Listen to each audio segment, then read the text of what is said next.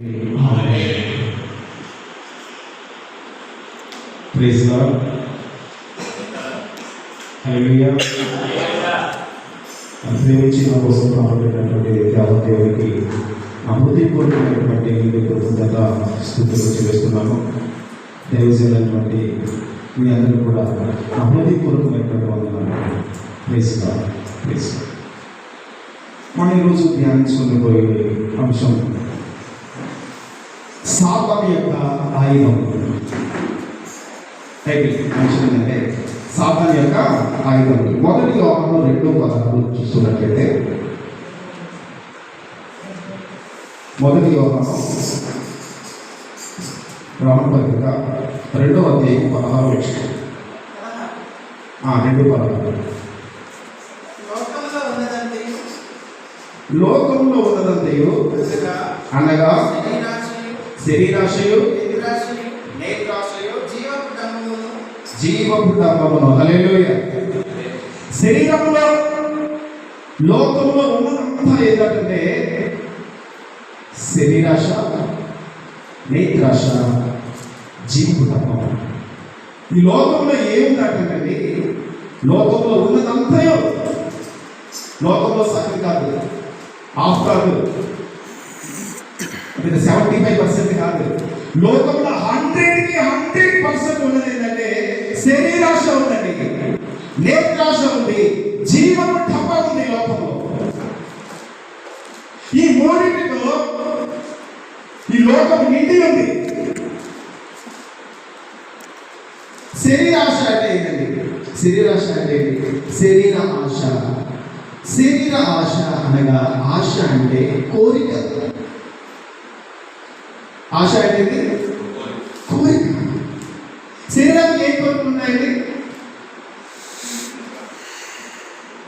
శరీరానికి దేవుడు కొన్ని పెట్టాడు స్వభావాలు.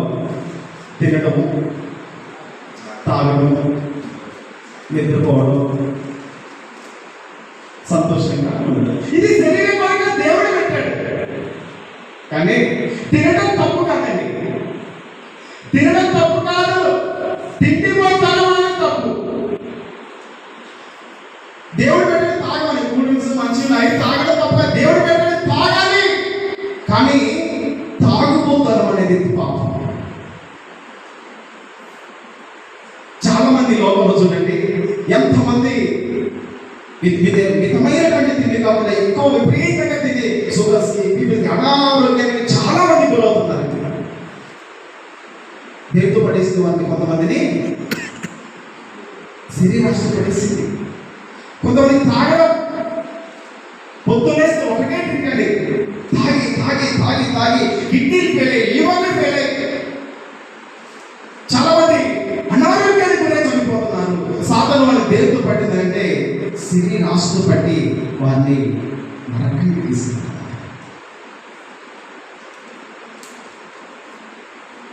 ఇంకా దేవుడు ఇచ్చినటువంటి వరం భార్యాభర్తలతో కలిసి ఉండడం. కానీ అది క్రమంగా కాకుండా అది మించిపోయి ఇతరులతో కలిసి భూమి మీద ఉండగలటువంటి రోగాలు, ఎయిడ్స్, హెచ్ఐవి, ఎంతో వేల లక్షల మంది ప్రపంచంలో బాధపడతా ఉన్నారు. వాళ్ళు దేనితో పట్టేస్తుంది సాతాను? శరీరాశతో పట్టి వారిని నరకానికి తీసుకున్నారు. శరీరాశ, శరీరాశతో పట్టి చాలా మంది చిన్న వయసులో ప్రేమలో పడుతున్నారండి. ప్రేమలు పడి వారి జీవితాన్ని నాశనం చేసుకుంటున్నారు. శరీరాశతో సాతాను చాలా మందిని పడేస్తున్నారు. తర్వాత చూస్తే నేత్రాశ. నేత్రాశ, నేత్ర ఆశ. ఇప్పుడు ఈ శరీరానికి ఎలా విధమైన కోరికలు ఉన్నాయో ఈ నేత్రానికి కూడా కోరికలు ఉన్నాయండి. నేత్రాశ అంటే కళ్ళ కోరిక. కళ్ళకు కూడా కోరికలు ఉంటాయి. కళ్ళకు కూడా కోరికలు ఉంటాయండి. టీవీలో ఏం చూస్తున్నామో, సెల్ ఫోన్లో ఏం చూస్తామండి. అందరూ ఉన్నప్పుడు దేవుడు చూస్తారు. చాలా మంది ఎవరు లేనప్పుడు, 4 గోడల మధ్య ఉన్నప్పుడు వాడు ఏం చూస్తున్నావో జ్ఞాపకం చేసుకోవాలి. గొప్ప గొప్ప వారండి, పాస్టర్స్ గారు, మంచి విశ్వాసులు కూడా ఈ నేత్రాశలో పడిపోతున్నారు. నేత్రాస్తో సాధారణంగా పట్టేస్తున్నాడు వాళ్ళని. నేత్రాస్ గురించి మనం చూసినట్లయితే సామ్సన్ మైటీ మ్యాన్, అసలు ఆయన ఏమంటే బలవంతుడు, బైబిల్లో లేదంటే దేవుడు బలవంతుడు. ఆ తర్వాత ప్రవక్తలలో గొప్ప అభిషేకము నాజీరు చేయబడిన వాడు, గొప్ప అభిషేకం, బలవంతుడు అంటే ఆయన ఎక్కడ పడ్డాడు తెలుసా? సాతాన్ని ఎక్కడ పడేసింది తెలుసా? ఆయన పడేసింది. ఆయన గాజాకి వెళ్ళి వేశ్యను చూశాడు, చూశాడు, కళ్ళతో చూశాడు. చూసి అప్పుడు పెళ్లి తీసుకోవాలనుకున్నాడు. ఆ మ్యారేజ్ రిజెక్ట్ అయింది. తర్వాత వేశ్య దగ్గరికి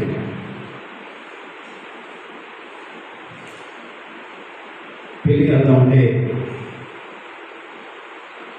తను అమ్మానాన్ని తీసుకుని వెళ్తా ఉంటారు. సింహం మీద వస్తుంది, దాన్ని చంపేస్తాడు. చంపిన తర్వాత ఆ వివాహానికి అక్కడ అమ్మాయిని మాట్లాడుతూ తిరిగి వచ్చినప్పుడు ఏం జరిగింది అంటే ఆ సింహము కలేబరంలో తీగ పెడుతుంది. అదే తింటాడు. అసలు గాలి వెళ్ళడం ఏంటి? సింహం ఎందుకు రావడం ఏంటి? సింహాన్ని చంపడం ఏంటి? ఆ సింహంలో తేనె పెట్టడం ఏంటి? ఆయన నాకు తినడం ఏంటి? అక్కడ నాకు అర్థం అవ్వలేదండి. పరిశుద్ధాత్మ నాకు ఏంటి ఇచ్చేసాడంటే ఆ సింహం దేనికి సాదృశ్యంగా ఉందంటే నాజీరు చేయబడిన సంసోనికి సాదృశ్యంగా ఉంది. ఆ సింహం చనిపోయిన తర్వాత దాంట్లో తేనె పెట్టడం ఉంది.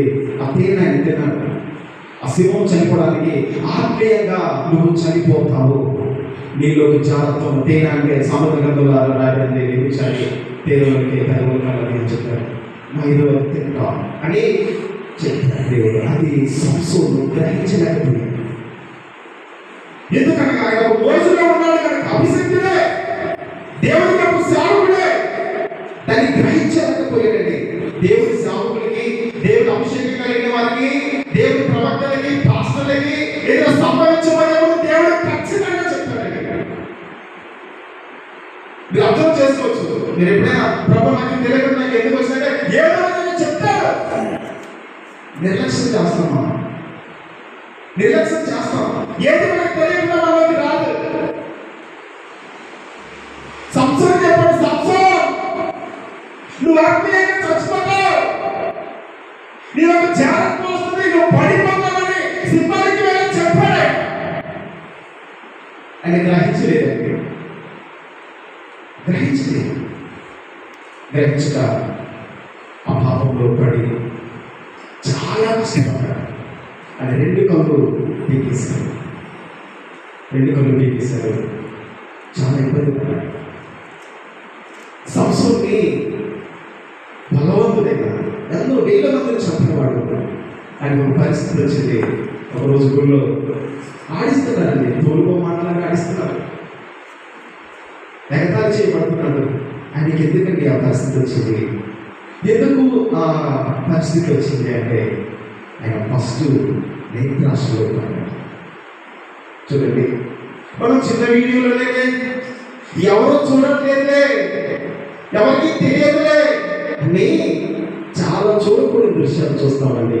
కానీ పాపం పండే రోజు వస్తుంది. మన పాపం పండే రోజు వస్తుంది. రహస్యంగా చేసింది పబ్లిక్ గా కనపడే రోజు ఉంటుంది మనకి. దేవుడి సింహాసనం మీద ఉన్న రోజు, దేవుడి సింహాసనం మీద నిలబడే రోజు ఉంటుంది మనకి. దైవజనులైన మనము ఏం చూస్తున్నాము, దేవుడు మనం ఏం చూస్తున్నాం అనేది జాగ్రత్తగా తెలుసు.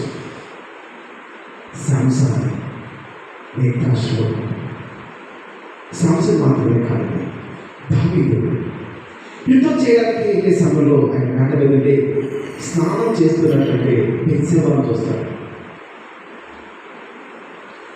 బెత్షెబాను చూసి ఆమె మీద ఆశ కలిగి అతను పాపం చేస్తాడు. బెత్షెబాతో పాపం చేయడానికి కారణం ఏంటంటే నేత్రాశ. దావీదును కూడా నేత్రాశలో సాతాను పడేశాడండి. దేవుడికి ప్రియమైన వాడు, రోజు ప్రార్థన చేసేవాడు, వాక్యాన్ని లోతుగా ధ్యానించి జిట్టుకే దావకుండా ఈ వాక్యం ఎంతో మధురమైన ప్రభు చెప్పేవాడు, నాట్యం ఆడేవాడు, సంగీతం వాయించేవాడు, పాటలు పాడేవాడు, దేవుడి మీద ఆధారపడేవాడిని కూడా నేత్రాశనే అలగేసి హల్లెలూయా హల్లెలూయా.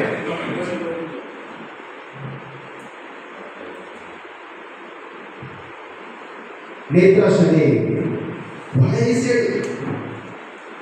మనం అనుకుంటున్నాము చాలా చాలా అభిషేకం కలిగి ఉన్నాము, శక్తి కలిగి ఉన్నాము, మనకి ఏమి కాదనుకున్నాము అనుకుంటాము.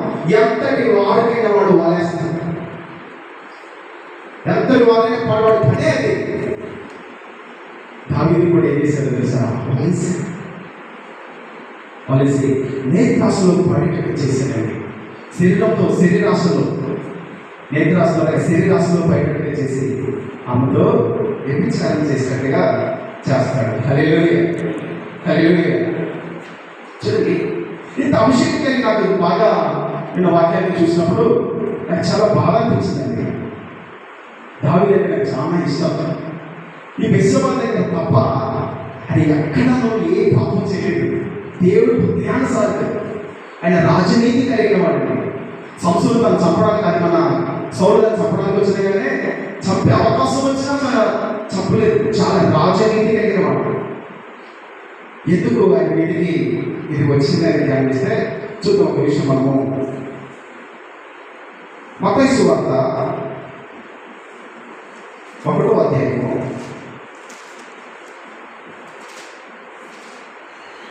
1వ అధ్యాయం మనం చూసినట్లయితే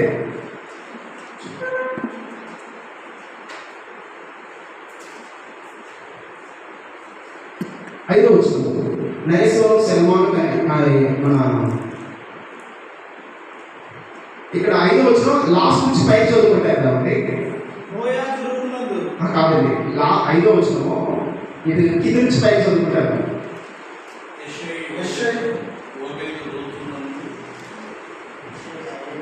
దావీదు యెషయికి పుట్టెను, యెషయి ఓబేదుకు పుట్టెను, ఓబేదు రూతు నందు బోయాజు పుట్టెను, బోయాజు రాహాబు నందు షల్మాను పుట్టెను, షల్మానుకు నైసోను సల్మాను కనెను, సల్మాను రాహాబు నందు బోయజును కనెను, బోయాజు రూతు నందు ఓబేదును కనెను, ఓబేదు మెస్సియాను కనెను, మెస్సియా రాజైన దావీదును కనెను. హల్లెలూయా.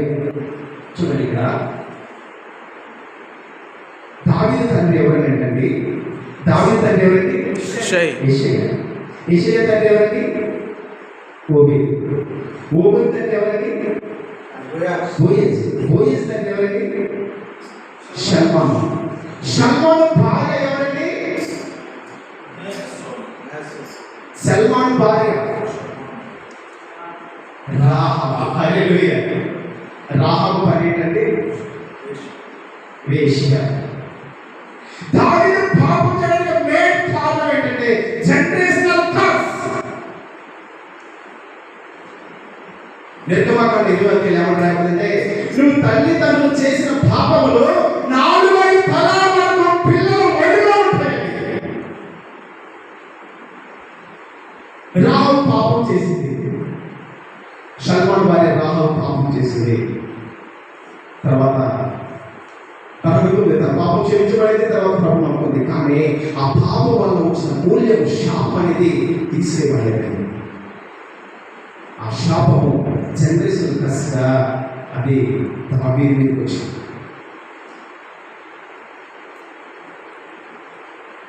దావీదు పాపం చేయడానికి ఏం కారణం అంటే తన నాన్నమ్మ వల్ల, తాతయ్య మిస్సెస్ చేసినటువంటి పాపం.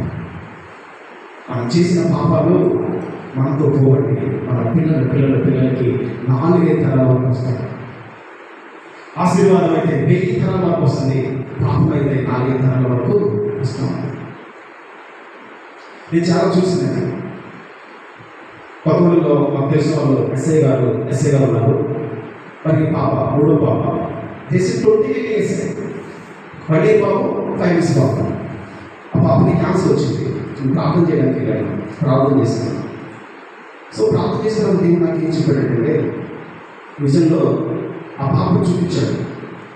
ఆ పాప ఏమని ప్రార్థన చేస్తారంటే, యేసయ్యా నేను చచ్చిపోవడం నాకు ఇష్టమే ప్రభు, నీ దగ్గర రావడం నాకు ఇష్టమే, కానీ నాకు 1 సంవత్సరం బాగున్నాడు, 4 సంవత్సరం పాప ఉంది, 4 సంవత్సరాలు బాగున్నాడు ప్రభు, నన్ను బ్రతికించిన ఆయన్ని చూస్తున్నాను. సో నాకు దేవుడి స్వరం నేను విజయంలో విన్నాను. ఎలీషా ఈమె భర్త వాళ్ళ తాతలు ఒక పాస్టర్ని చంపేసిన ఎలీషా, అది శాపంగా మీ కుటుంబం మీదకి వచ్చింది. సో సెకండ్ టైం వాళ్ళ ఇంటికి వెళ్ళాను, అడిగాను, ఇంకా దేవుడు చూపించాడు చెప్పాలి కాబట్టి అడిగాను, సిస్టర్ మీరు ఇలా ప్రార్థన చేస్తున్నారు ఏమంటే, ప్రభువా నాకు చచ్చిపోవాలని ఉంది, నాకు సంవత్సరం పాపం ఉంది, 5 సంవత్సరాలు బాగున్నాడు, నన్ను బ్రతికించాలని నువ్వు అడిగావు, ఏడుస్తావు అంటే పాప ప్రీతిగా కన్నీరు కాచింది. అంటే నా ప్రార్థన దేవుడు వింటున్నాడా అంటే నేను కన్నీరు చూశానంటే నేను దేవుడు నా ప్రార్థన విన్నట్టే కానీ బాగా ఏడ్చింది. అప్పుడు నాకు విషయం చెప్పాను, నీ భర్త వాళ్ళ తాతల్లా ఒక పాస్టర్ని చంపారని దేవుడు చెప్పాడు, అది శాపముగా మీ మీద వచ్చింది దేవుడు చెప్పాడు. అప్పుడు ఎప్పటి వాళ్ళ అన్నయ్య అవక్కిపోయాడు. అవును నాకు తెలుసు, మా బావ వాళ్ళ మా బంధువులే తాతలు ఏదో కేసు ఉంది అని అలా అనిపించింది. ఎప్పటి అమ్మ అన్నయ్య అంటే వాళ్ళ అమ్మ అని వచ్చాను, అమ్మ మన బాబు తాతలు ఎటువంటి అంటే వాళ్ళు పెద్ద దొంగలురా, వాళ్ళు నరహంతకులురా, అయ్యో వాళ్ళందరూ నలుగురు అన్నదమ్ములు ఉంటాయి, వాళ్ళు దొంగతనం చేసేవాళ్ళు, మనుషులు చంపేవాళ్ళు, వాళ్ళ మీద కేసులు కూడా లేదు. వారు చేసిన పాపం వారితో పోలేదు, వారు చేసిన పాపం వారితో అర్థమైపోలేదు. వారు చేసిన పాపము వారి కొడుకుల మీదకి వచ్చి వారి మనవడి మీదకి వచ్చిందండి. వారి మనవడి మీదకి అని భార్య ఏ విధంగా వచ్చిందంటే వారిద్దరికి సోల్ టైట్ ప్రాణబంధం అని అది పెద్ద సబ్జెక్టు. ప్రాణబంధం ద్వారా సోల్ టైట్ ద్వారా ఒకరిలో నుంచి ఒకరికి శాపాలు ట్రాన్స్మిట్ అవుతా ఉంటాయి.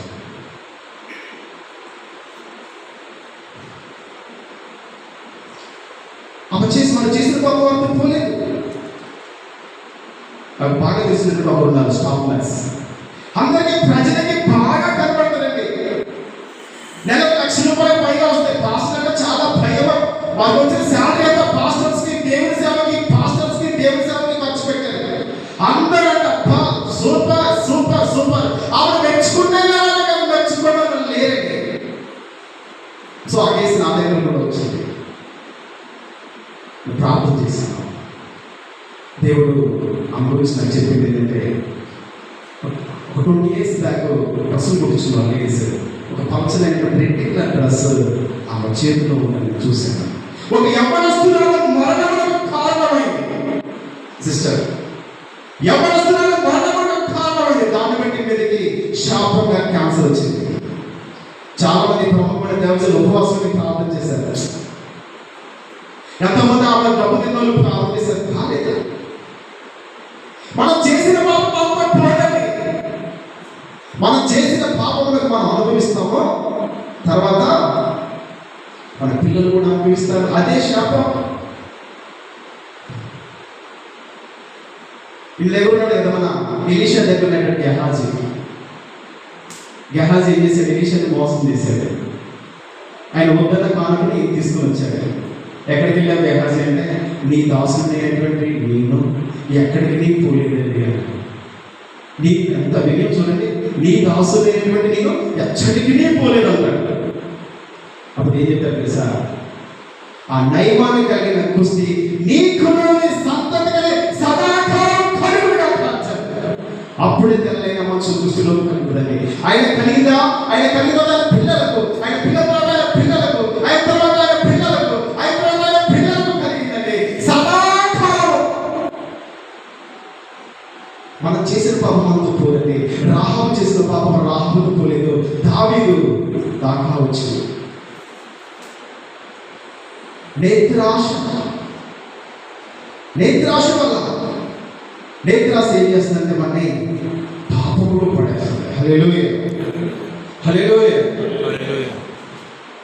అలాగే దావీదు ఉన్నాడు, మన యూసుఫ్ ఉన్నాడు. యూసుఫ్ కూడా నేత్రాశతో శోధించబడ్డాడు, శరీరాశతో శోధించబడ్డాడు. ఒక స్త్రీ వచ్చిందండి, స్త్రీ వచ్చి ఆయన మీద పడే అంకి లాగినా సరే దేవునికి వ్యతిరేకంగా ఇంత పాపం పడి ఎలా కట్టుకుందని పారిపోయాడు. ఈయనకి వచ్చింది శోధన, వారికి వచ్చింది. కానీ యూసుఫ్ జయించాడు. యూసుఫ్ ఏం చేశాడు, జయించాడు. కాబట్టి మనం కూడా ఏం చేయాలంటే జయించాలి. నేత్రాశను శరీరాశను మనము జయించేవారిగా ఉండాలి. హల్లెలూయా, హల్లెలూయా. తర్వాత ఇంకొక పాపం ఏంటంటే జీవపు డబ్బం. జీవపు డబ్బం అంటే ఏంటంటే మనం ఇతరులు ఏదైనా చేశారనుకోండి, ఎప్పటి అది కూడా మనం ఎప్పుడే చేయాలి. మన స్థితి చూడు, మన స్తోమత చూడు. ఎవరైనా కారు ఉన్నారనుకోండి, ఎవరైనా మనం కూడా కొనేసేయాలి. ఏదో ఒక లోన్ పెట్టుకోవడం, కారు కొనుక్కోవడం, ఆ కారు లోన్ కోసం కొన్ని సంవత్సరాలు తరబడి కష్టపడి పని చేయడం అవుతుంది. ఎవరు ల్యాండ్ ఉన్నారనుకోండి, ఎవరు ఇల్లు ఉన్నారనుకోండి, ఎవరు కూడా మనం కొనాలి, వారిలాగా మనం ఉండాలి అని మన స్తోమతను పెంచి, మన ఖర్చులు పెంచి చేసి అప్పుల పాలై వారి జీవితంలో పాడు చేసి పెట్టున్నారండి. చాలా మంది సాధారణంగా జీవం దంపతులతో పడుతూ ఉంది. లేడీస్ కానీ జెంట్స్ కానీ చాలా మందిని ఎవరైనా ఒక బెదిరి పెట్టి ఎవరైనా ఇల్లు కట్టారనుకుంటే మంచి పెట్టి మనం కూడా కట్టాలంతే. అప్పు చేయడం, కట్టడం, అప్పు తీర్చడానికి లోన్స్ పెట్టుకోవడం, 10 సంవత్సరాలు 15 సంవత్సరాలు కష్టపడతాం. సాతాను వాడు సంతోషాన్ని తొలగిస్తున్నాడు, సాతాను ప్రజల ఆనందాన్ని తొలగిస్తున్నాడు, జీవనంలోనే వలేస్తున్నాడు. జీవనంలోనే వలేసి మనసులు పడతా ఉన్నాడండి. చూడండి, మనకి ఏదైనా ఆలోచించినప్పుడు, మనం ఏదైనా కొనాలన్నప్పుడు 1కి 10 సార్లు ఆలోచన చేయండి. చూడాలి, మనకి కొనగలుగుతామా, కట్టగలుగుతామా లేదా అని ఆలోచన చేసి 1కి 10 సార్లు చేయాలి. అదే బ్రదర్ అన్నాడు, బోధించు, అందరూ బోధించారు, ఆయన కూడా అప్పు తీసేసాడు. వెయ్యాలంతే, బోధేయాలి, ఇల్లు కట్టాలంతే, కట్టుకున్నాడు. అప్పు ఆయన అనుకున్న దానికి విపరీత తప్పు అయిపోయింది. ఇప్పుడు నాశనాన్ని అమ్ముకున్నాడు. జీవమండలం అడగాలి దేవుడికి, ప్రభు ఇది చిత్తమా కాదా అని 1కి 10 సార్లు దేవుడిని అడిగి మనం దాన్ని తీసుకోవాలి. జీవమండలం ద్వారా సాతానుడు చాలా మందిని పడేసి దేవుడి ప్రజలు సంతోషం లేకుండా చేస్తున్నాడు, దేవుడి ప్రజలు ఆనందంగా లేకుండా చేస్తున్నాడు, ప్రజలందరినీ టెన్షన్కి, హడావుడికి గురి చేస్తున్నారండి. హల్లెలూయా. జీవమండలంలో ప్రజల్ని పడేస్తున్నారు. ఈ లోకంలో ఉన్నదంతా ఏంటంటే శరీరాశ, నేత్రాశ, జీవపుడము. ఈ 3 ఆయుధాలను పట్టుకొని వాడు ప్రపంచాన్ని పరిపాలన చేస్తున్నాడు. చూడండి, లూకా సువార్త 4వ అధ్యాయంలో కూడా వాడు ఏం చేస్తాడంటే, లూకా సువార్త 4వ అధ్యాయంలో సేమ్ ఇవే ప్రిన్సిపల్స్, ఇవే మెథడ్ని దేవుడి దగ్గర వాడుతాడండి. ఏమవుతారండి చూడండి, నువ్వు దేవుడి కుమారుడు అయితే, హల్లెలూయా, ఏమంటాడు, నువ్వు దేవుడి కుమారుడు అయితే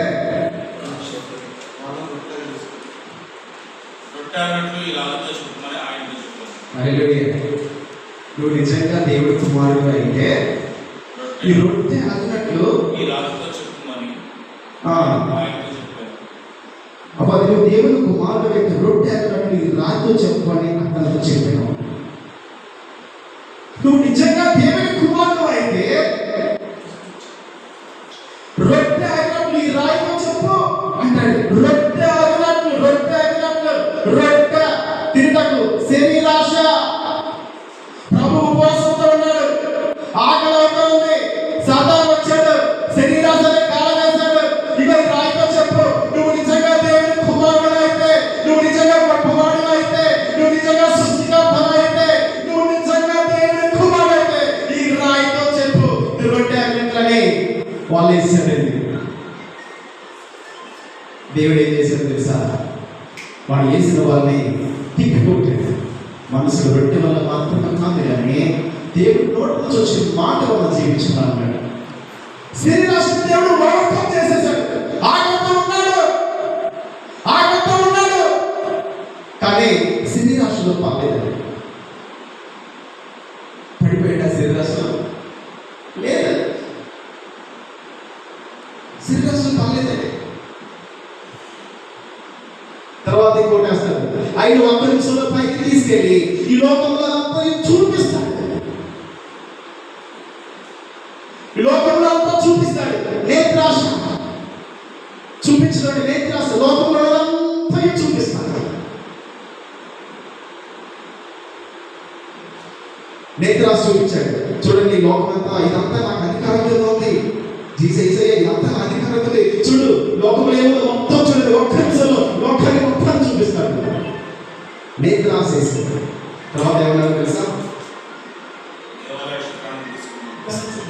తర్వాత ఏమంటే, నీకు నాకు మొక్కు, ఈ లోకంలో ఉన్నదంతా నీకు మహిమని ఇస్తాను అంటాడు. జీవపడామం వేశాడు. హల్లెలూయా, హల్లెలూయా. ఏం చేశాడండి? జీవపడామని వేశాడు. ఏమనేసి ఏమన్నాడు? నీవు నాకు మొక్కితివా, ఇదంతా నీదొక్కని అతనితో చెప్పాను. అందుకే నీ దేవుడైనా ప్రభువుకు మొక్కి ఆయన మాత్రం సేవించిన రాయబడి ఉందని అతనికి ప్రత్యుత్తరం ఇచ్చాను. నువ్వు నాకు మొక్కయ్యా, ఈ లోకంలో నీకు ఇస్తాను, ఈ మహిమంతా నీకు ఇస్తానంటే దేవుడికి తప్ప ఎవరికి మొక్కకూడదని రాయబడి ఉందని దేవుడు అలా చేయిస్తాడు. హల్లెలూయా. చూడండి, ఇప్పుడు లోకంలో ఏదైతే ఉందో శరీరాశ, నేత్రాశ, జీవపడాలి. అదే విధంగా యేసు ప్రభు దగ్గర కూడా మాట్లాడండి. శరీరాన్ని నీ రొట్టెని రాయిని రొట్టెగా మార్చుకున్నాడు. శరీరాశ, నేత్రాశ లోక మహిమతో చూపించాడు. నేత్రాశ వేశాడు. నీకు లోక మహిమంతా ఇస్తాను, నాకు రొక్కమయ్యా, నీకు లోక మహిమంతా, ఇది మహిమంతా నీకు ఇస్తాను, ఇదంతా అప్పగిస్తాను అన్నాడు. జీవపుట్ట అమ్మాన్ని వేశాడు. కానీ దేవుడు అక్కడ పడిపోలేదు. మనం ఆదికాండం చూసినట్లయితే, ఆదికాండము 3వ అధ్యాయము 6వ వచనం.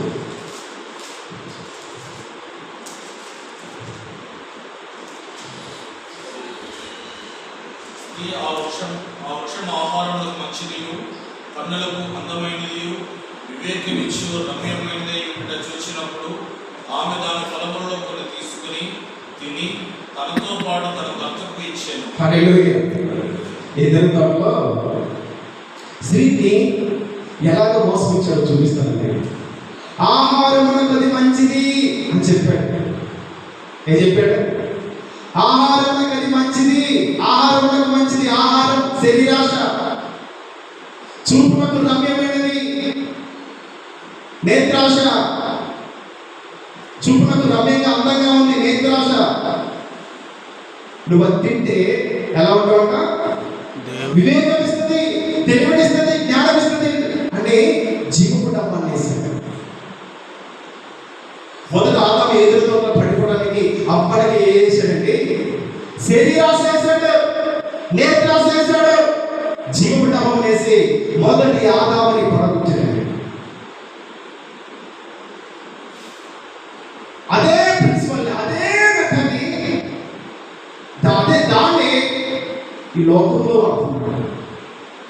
చూడండి, ఈ ప్రపంచంలో ఎవరైనా చెడిపోయిన వాళ్ళు ఉన్నారంటే అది ఏ పాపమైనా సరే, ఏ విధమైన సరే, ఈ మూడింటిలోనే అది ఇంక్లూడ్ అయి ఉంటుంది. ఆలోచన చేయండి. ఏమైనా పాపంలో ఉన్నారో, ఏదైనా తప్పే ఉన్నారని మనకి ఏం చేస్తే బైబిల్ మొత్తం చూసినా, బయట ప్రపంచం మొత్తం చూసినా ఈ 3 పాపాల్లో అది ఇంక్లూడ్ అయ్యి ఉంటుంది. ఏదైతే తోటలో ఏదైతే వాడు వాడాడో యేసు ప్రభు దగ్గర కూడా అదే వాడాడు. మొదటి ఆదాము దగ్గర ఏదైతే వాడాడో రెండవ ఆదాము యేసు ప్రభు దగ్గర కూడా అదే వాడాడు. రెండో ఆదాము యేసు ప్రభు దగ్గర ఏదైతే వాడాడో ఈ లోకంలో ఉన్నటువంటి ప్రజలందరూ కూడా అదే వాడుతున్నారు. నేత్రాశ, శరీరాశ, జీవపడామం, ఈ మూడింటితో ప్రజలు పడిపోతున్నారు. ఇదే పడుతున్నాడు. సాతానుడు పెట్టినటువంటి ఆయుధాలు దైవజనుడిగా మనం గుర్తించాలి. దైవజనుడిగా మనం గుర్తించాలి. ఒకరోజు నాకు దర్శనం కలిగింది. ఆ దర్శనంలో ఒక వ్యక్తి వచ్చాడు. వచ్చి ఎవరు అని అడిగాడు. నేను అన్నాను, I'm dedicated to almighty God, సర్వశక్తి కలిగిన దేవునికి సమర్పించుకున్న వాడిని అని చెప్పాను గర్వంగా. అయితే నేను అతను అడిగాను, ఏమండి మీ పేరేంటి అని అడిగాను. ఆయన అన్నాడు, నా పేరు అహ్మద్ అల్లా. ఆయనతో మాట్లాడుతూ ఉన్నాడు. చూడండి, ఇంతకుముందు నేను గడ్డం ఒకటే ఉండేది, ఏ ప్రతిష్ఠించలేదు. ఒకటి గడ్డం ఉండేది. నాకు అందరూ కూడా ఆయన అన్నాడు,